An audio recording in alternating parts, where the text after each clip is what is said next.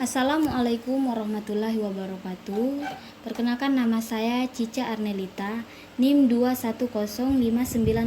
2105903040035, Program Studi Teknologi Informasi Fakultas Teknik dari Universitas Tuku Umar.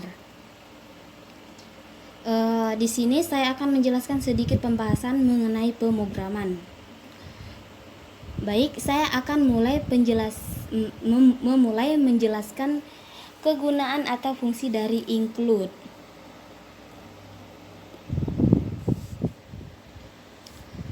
Include ini berfungsi untuk memanggil fungsi-fungsi yang ada di dalam perintah untuk mengeluarkan teks. Nah, selanjutnya fungsi dari using namespace std ini merupakan perintah yang dapat kita gunakan untuk menyajikan perintah atau deklarasi. Selanjutnya fungsi dari tanda garis miring 2 ini, di mana ini berfungsi untuk memberikan sebuah komentar yang terdapat pada sebuah pemrograman. Selanjutnya in-main ini berfungsi untuk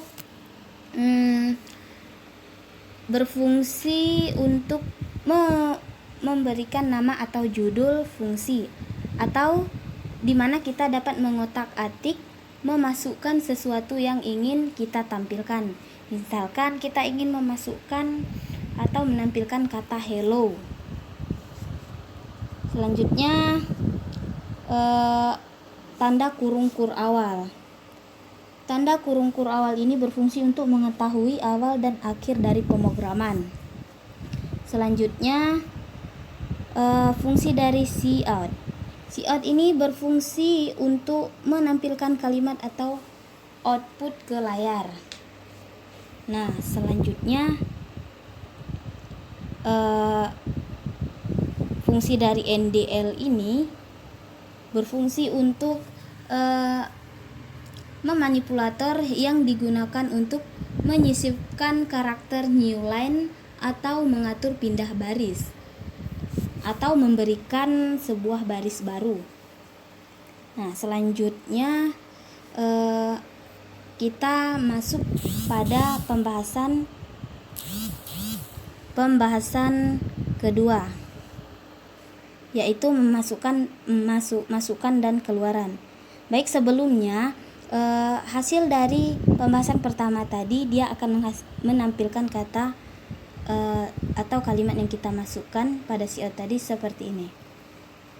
Nah, maka dia akan tampil pengenalan pemrograman, materi pertemuan ke-1, kalimat apapun yang kita masukkan pada cout, maka dia akan tampil pada outputnya. Nah, selanjutnya materi kedua tadi. Pada materi kedua ini kita akan membahas masukan dan keluaran.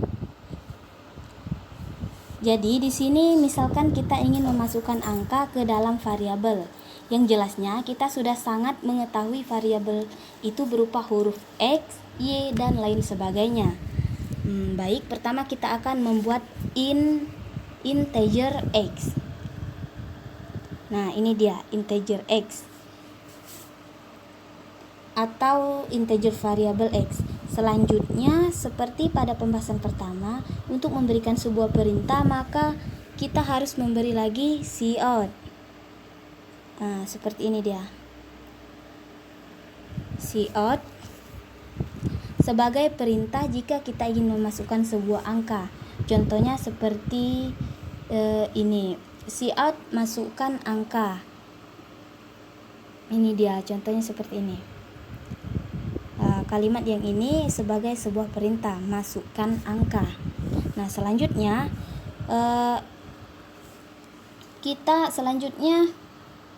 jika kita ingin masukkan angka tersebut, maka kita harus memanggil variabel X kembali dengan cara ketik sin atau cin.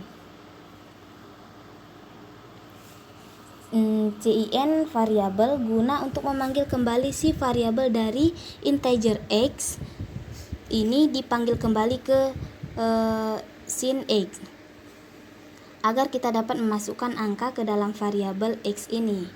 Nah, selanjutnya kita beri lagi sebuah perintah untuk menampilkan angka yang telah kita masukkan ke variabel X tadi. Ini dia contohnya. Ini sebagai perintah untuk menampilkan angka yang kita masukkan tadi. Maka kita akan melihat outputnya atau hasil dari pembahasan masukan dan keluaran ini. Maka dia akan tampil seperti ini.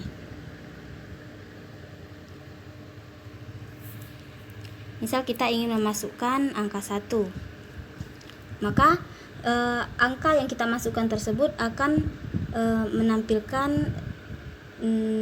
angka yang kita masukkan tadi, yaitu angka 1. Contohnya seperti ini, angka yang Anda masukkan adalah angka 1. Selanjutnya kita akan membahas materi ketiga, yaitu pembahasan variabel, tipe data, dan operator. Nah, di sini kita akan menjelaskan bagaimana cara menjumlahkan variabel 1 dengan variabel 2. Pertama, jika kita ingin menjumlahkan variabel 1 dengan variabel 2, maka langkah pertama yang akan kita lakukan yaitu sama dengan pada pembahasan kedua tadi, yaitu kita beri integernya X, Y, dan Z. Seperti ini contohnya. Nah, integer X, Y, dan Z. Selanjutnya kita beri juga perintah, yaitu cout, masukkan bilangan ke 1, seperti pada tampilan ini. Seperti pada tampilan ini, cout, masukkan bilangan ke 1. Selanjutnya, jika kita akan memanggil kembali si variabel X pada integer yang kita beri tadi dengan menggunakan cin, seperti pada pembahasan kedua. Tadi dengan memberi tanda sin ini untuk memanggil kembali variabel X tersebut. Setelah itu kita beri juga perintah untuk memasukkan bilangan kedua. Bilangan kedua seperti ini dia.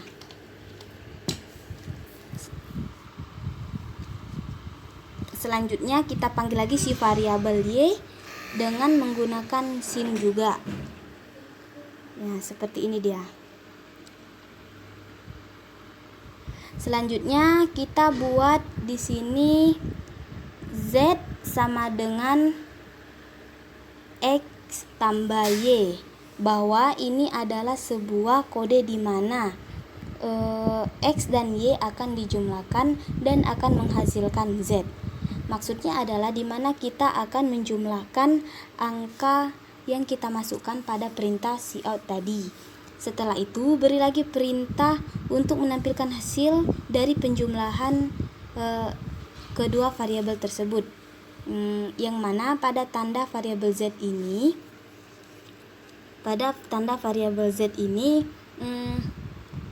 bahwasanya Z sebagai angka yang dihasilkan. Contoh outputnya seperti ini.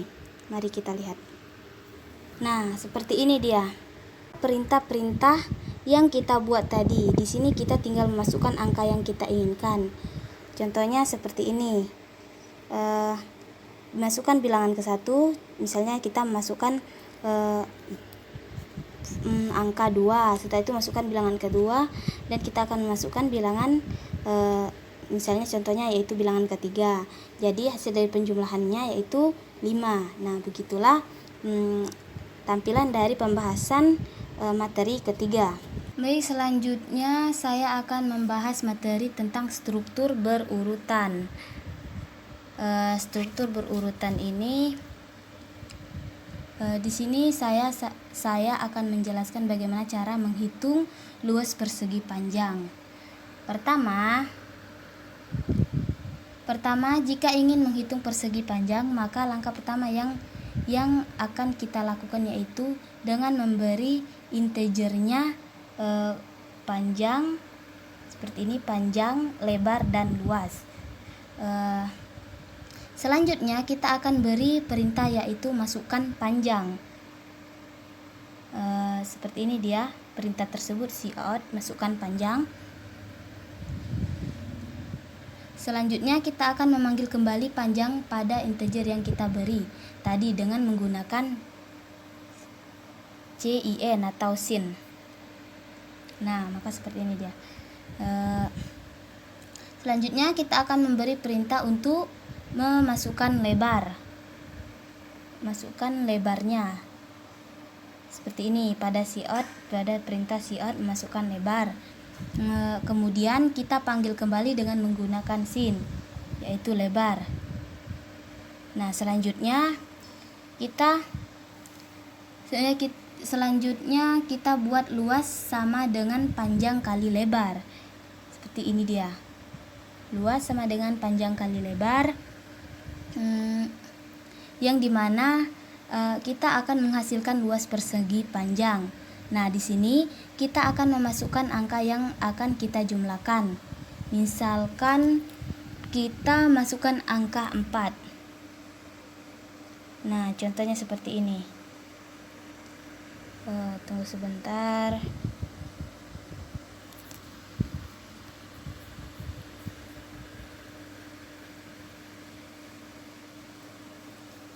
Nah, misalnya kita di sini ingin masukkan panjangnya, maka kita tinggal masukkan angka yang kita inginkan. Misalnya panjangnya 7 dan lebarnya di sini kita diperintahkan untuk masukkan lebarnya. Di sini tinggal kita masukkan misalnya lebarnya 5 dan maka dia akan menghasilkan luas persegi panjang yaitu 35. Nah, begitulah tampilan dari materi keempat atau pembahasan keempat. Baik, selanjutnya di sini kita akan membahas materi looping atau perulangan dengan menggunakan for. Ini bukan while, melainkan for. Nah, pertama di sini kita akan memberikan tanda integer x. Nah, seperti pada tampilan ini. Selanjutnya kita beri tanda for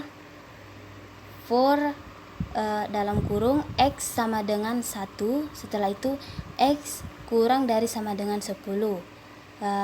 Titik koma x plus plus.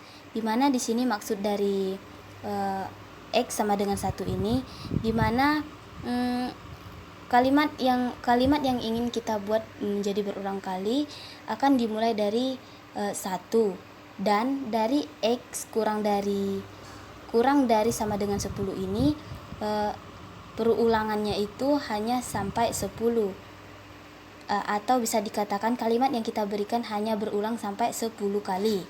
Nah, sedangkan x plus plus ini dimana dia berfungsi untuk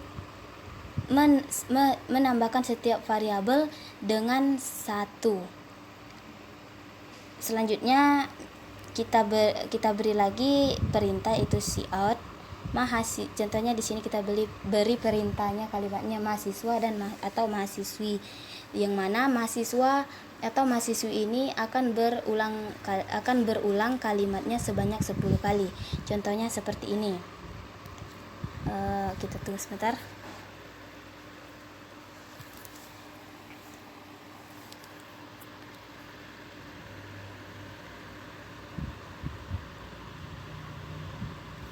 Nah, seperti inilah tampilan dari materi looping. Mahasiswa dan mahasiswinya akan berulang sebanyak 10 kali. Nah, selanjutnya di sini kita akan membahas lagi pembahasan keenam, yaitu materi variabel lokal dan global.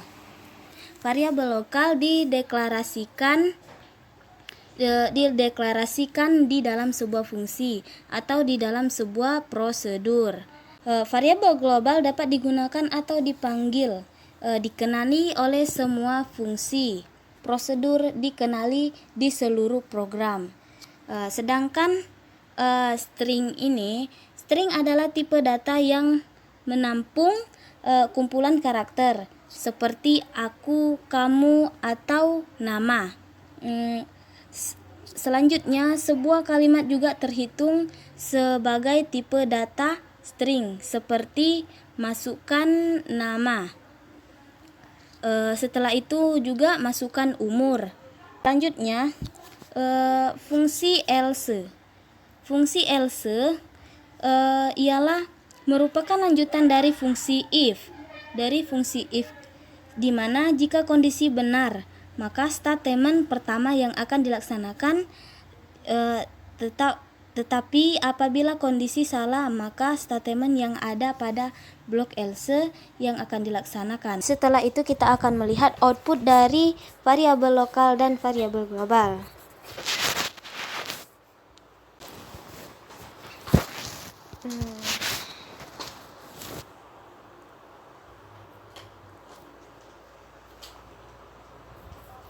Nah, di sini kita akan memasukkan nama kita sesuai dengan perintah. Setelah itu masukkan umur. Nah, seperti inilah hasilnya. Maka variabel global ini akan menampilkan kategori dari umur yang kita masukkan. Contohnya seperti ini, umur 18, maka di situ akan langsung tampil secara otomatis kategori dewasa muda. Nah, seperti itulah pembahasan dari saya. Sekian, terima kasih. Wassalamualaikum warahmatullahi wabarakatuh.